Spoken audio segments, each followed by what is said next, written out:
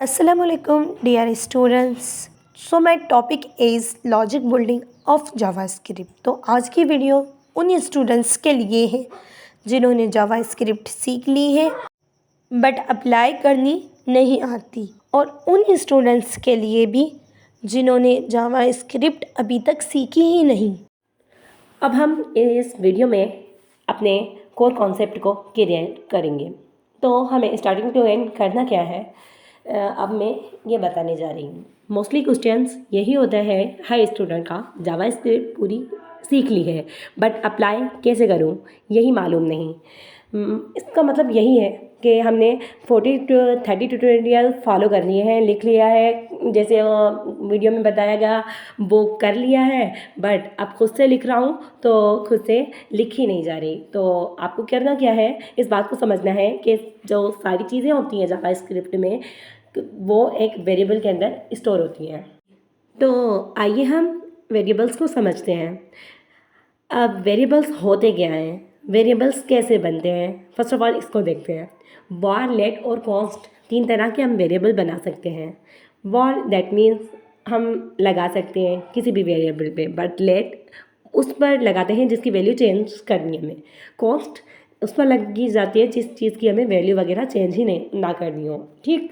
और नेम में हम कोई भी नेम लिख देते हैं, बट वेरिएबल में हम क्या चीज़ स्टोर करवाते हैं, हम एक स्ट्रिंग को स्टोर करवा सकते हैं, एरे को स्टोर करवा सकते हैं, ऑब्जेक्ट को स्टोर करवा सकते हैं। अब इन वेरिएबल्स के ज़रिए हम अपने जावास्क्रिप्ट का सारा काम करते हैं। तो इसमें कुछ भी काम करने के लिए, जैसे कलर चेंज करने के लिए भी हमें उस वेरिएबल को टारगेट करना होगा, उस एलिमेंट को एज अ वेरिएबल के ज़रिए टारगेट करना है। फिर उसके बाद स्टाइल वगैरह लगाने के बाद उस वेरिएबल पे हमारा वह काम हो जाता है। फिर हम वेरिएबल्स की ही हेल्प से अपनी कंडीशंस को देखते हैं। फिर हमें अपनी जावास्क्रिप्ट के अंदर कुछ ऐसा होता है कि वेरिएबल्स के थ्रू हमें वेरिएबल्स पर कंडीशन अप्लाई करनी होती है। अब कंडीशन होती क्या है, आप इस बात को समझें। दो तरह की कंडीशंस होती हैं इधर, एक इफ़ एल्स कंडीशन होती है और जो स्विच केस होता है वो एक स्टेटमेंट होता है। अब इफ़ एल्स के ज़रिए हम 2 या 3 तरह की कंडीशन ही पास कर सकते हैं। इसमें वैल्यू पर और स्ट्रिंग पर दोनों पर काम हो जाता है, बल्कि उसके बाद जो है हमारी स्विच केस जो कि स्टेटमेंट है, इसमें सिर्फ हमारी वैल्यू पर काम होता है और स्ट्रिंग पर इस पर काम नहीं कर सकते, और इसमें बहुत ज़्यादा स्टेटमेंट डल सकती हैं। तकरीबन 90 या फिर 100 इतनी भी स्टेटमेंट पर काम हो सकता है। Why we are working in console.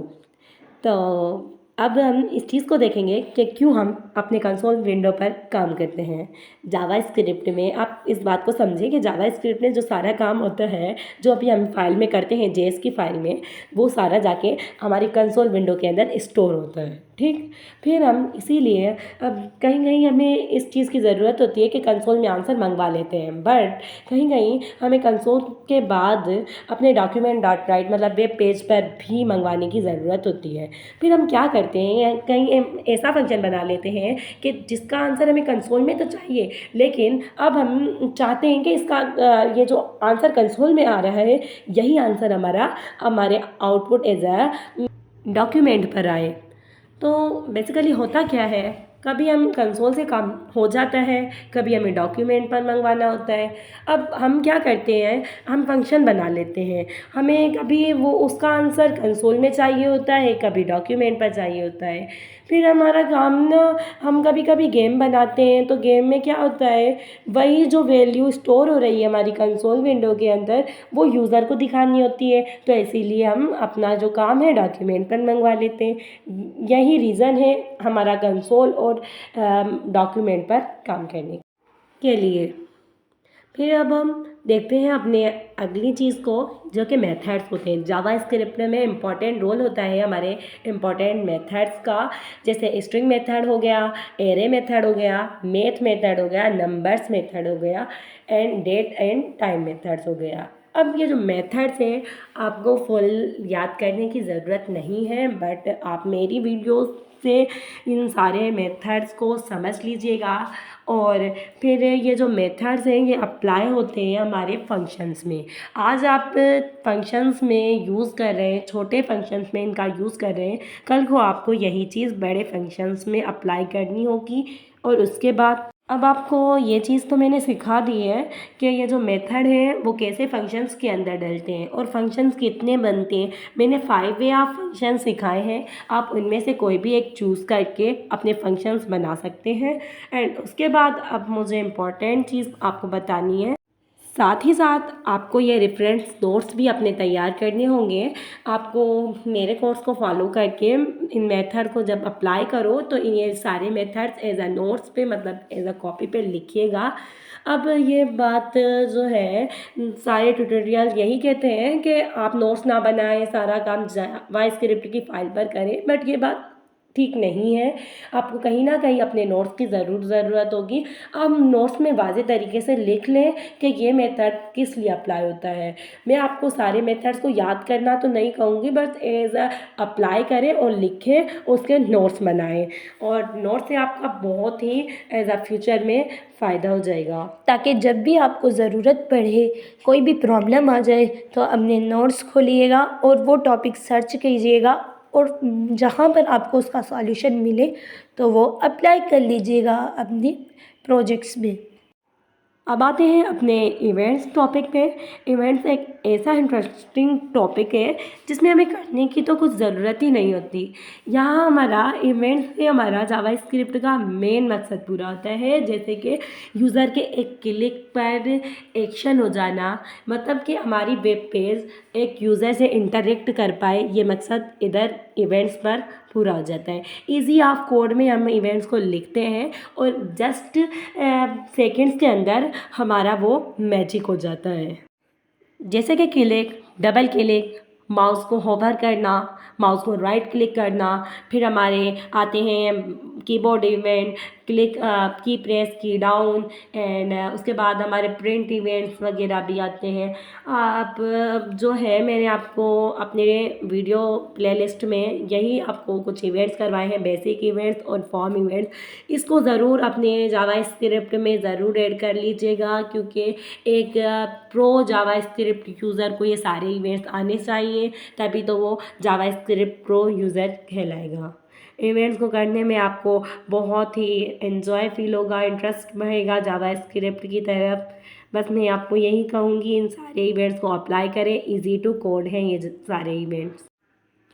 ये सारे इवेंट्स जो हैं हमारी वेबसाइट पर लग जाते हैं और इन इवेंट्स के ज़रिए ही हमारा जो वेब पेज है द मैजिक की तरह शो हो जाता है।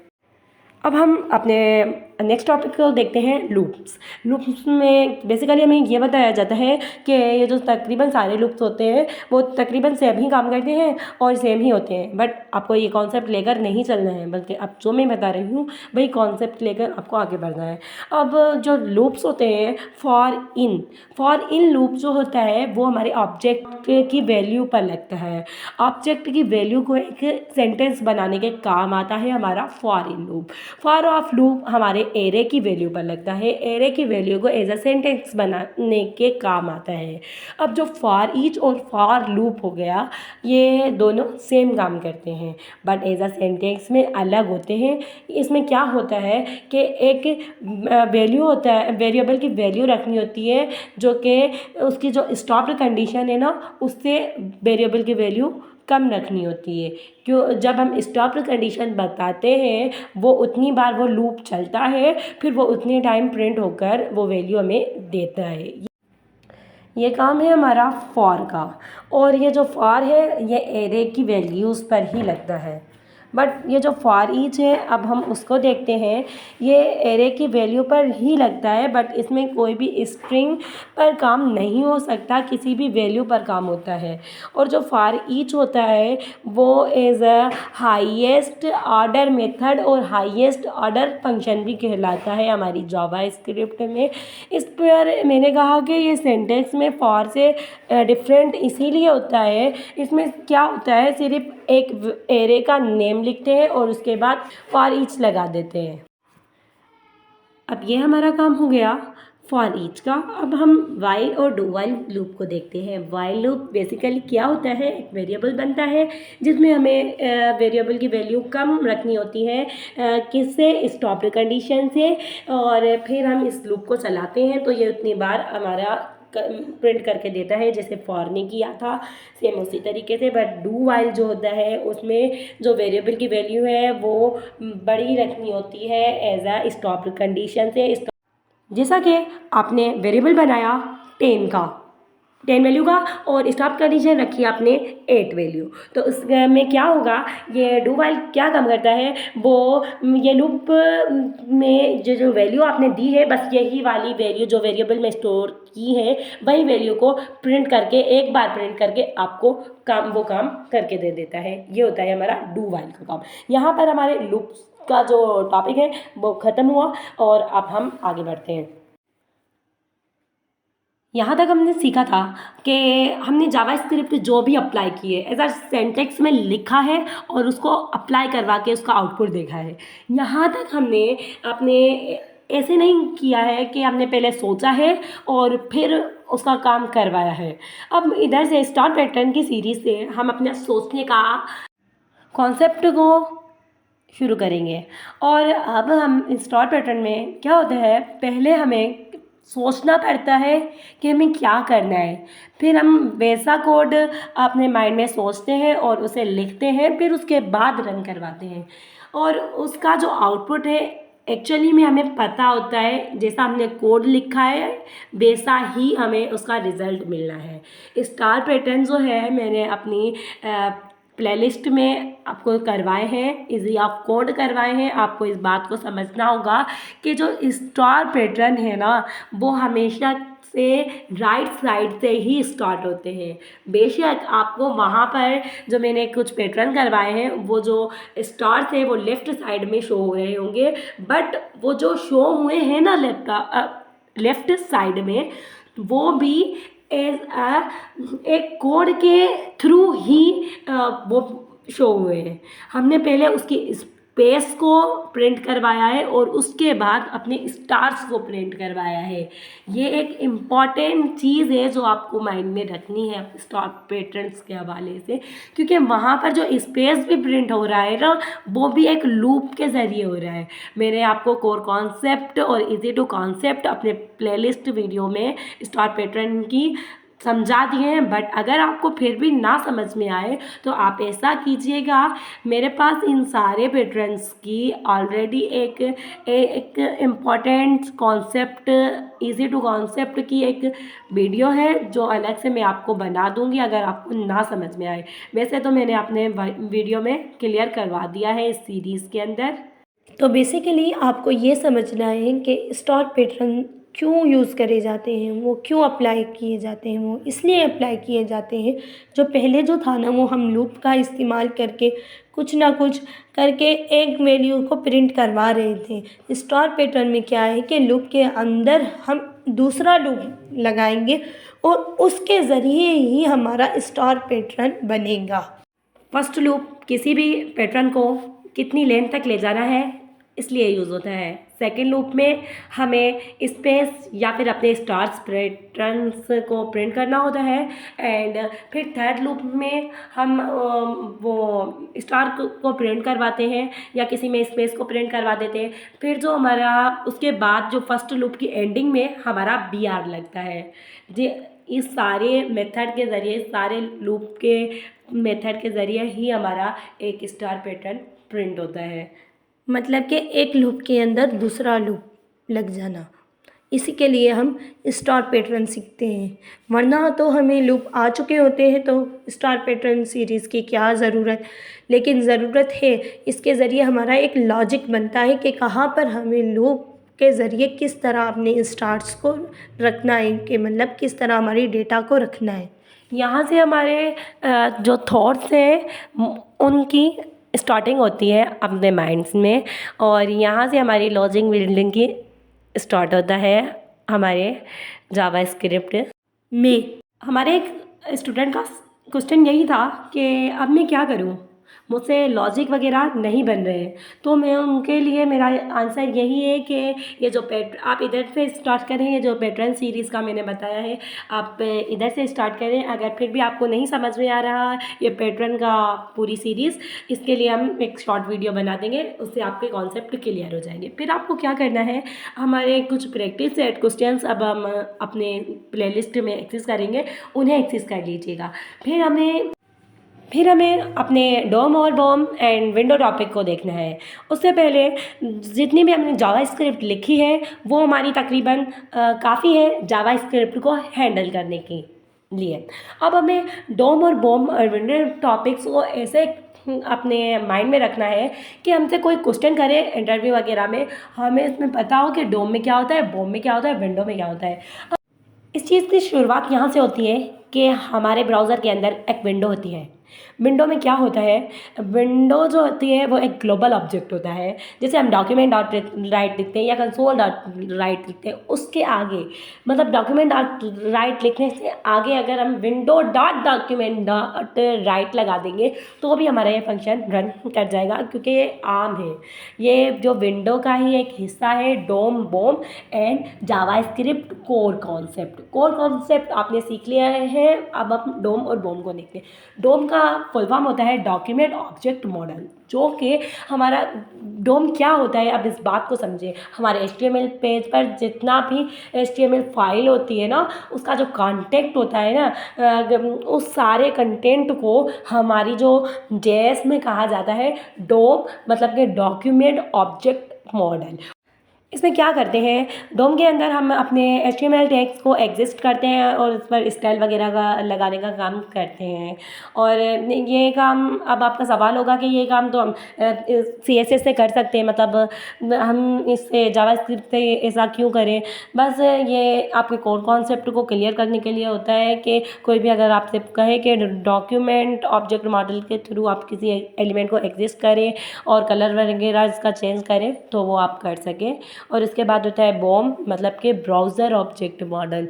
ये ब्राउज़र ऑब्जेक्ट मॉडल आपको एडवांस फीचर्स देता है और ये मुहैया करता है आपका जो होस्ट इन्वायरमेंट पर जो भी काम आप इस पर करना चाहें ये एक्सेप्ट कर देता है। और जैसे कि अगर हम इसके ब्राउज़र के पर कुछ भी लिखें, क्या हमें जाना हो कि हमें हैरी की वेबसाइट पर जाना है तो हम लिखें www.harry.com, तो ऐसे ही क्या करेगा हमारा ब्राउज़र हमारी इस चीज़ को एक्सेप्ट करेगा और फिर हमें हैरी सर की वेबसाइट पर पहुंचा देगा।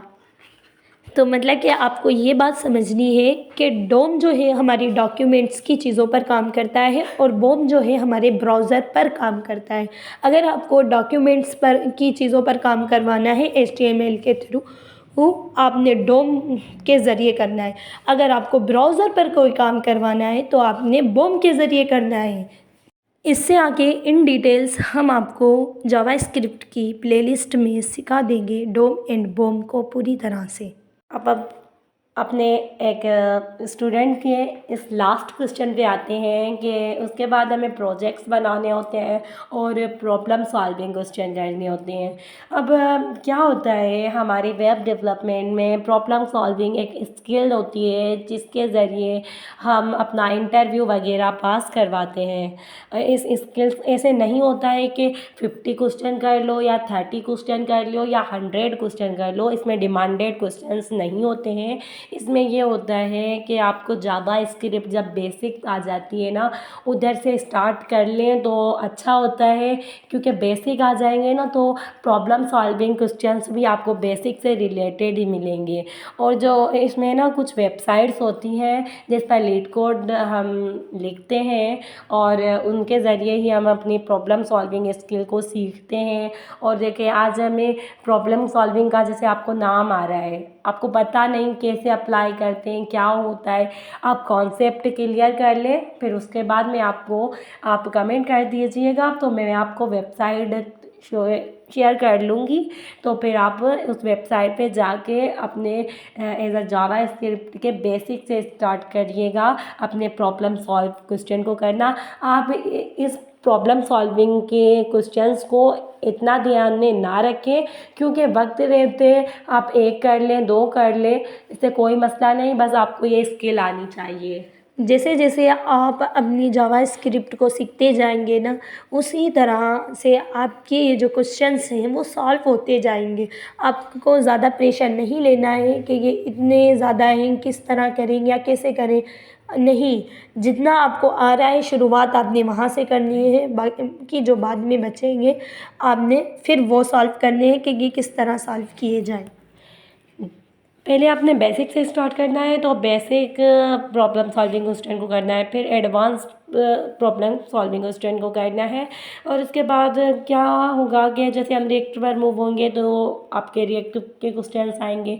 अब प्रोजेक्ट्स के बाद आपको ऐसे प्रोजेक्ट उठाने हैं जिसको करने में आपको मज़ा आए, जैसे टिकटॉक टॉय हो गया, उसमें काफ़ी सारे कोर कॉन्सेप्ट क्लियर करने हैं आपने।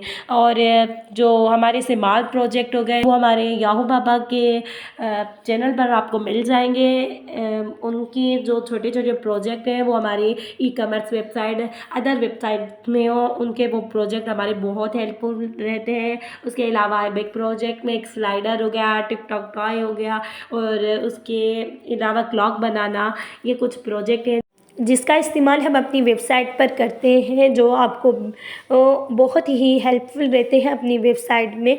क्योंकि आप देखते हैं कि प्रोजेक्ट्स में क्या होता है कि नई नई चीज़ें हमें सीखने को मिलती हैं। किसी में क्या चीज़ मिलती है तो किसी में क्या चीज़ मिलती है, और उन सब चीज़ों को ना हम अपने वेबसाइट में इस्तेमाल करते हैं। तो ये हमें देखना होता है कि कौन से प्रोजेक्ट्स जो हैं उनका ज़्यादातर इस्तेमाल हमारे वेबसाइट पर हो रहा है, तो इसी तरह हम बेसिक्स प्रोजेक्ट्स को कर लेते हैं।